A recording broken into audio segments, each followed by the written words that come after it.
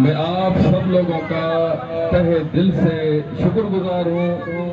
इन 20 दिनों की महीने की कैंपेन ने आपने जिस तरह मेहनत की,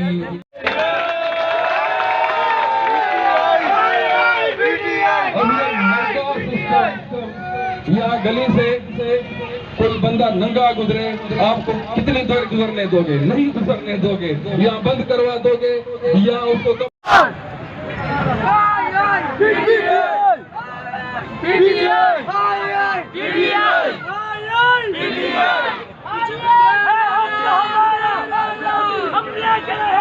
आजादी जब सोच लिया है, आजादी करना क्या है?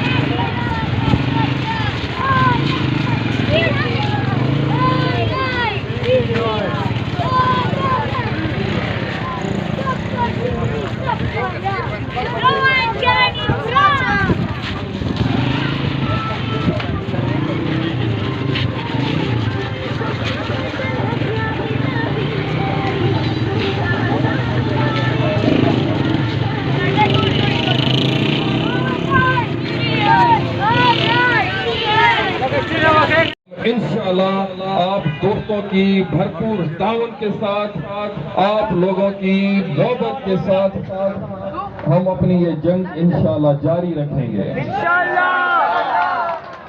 और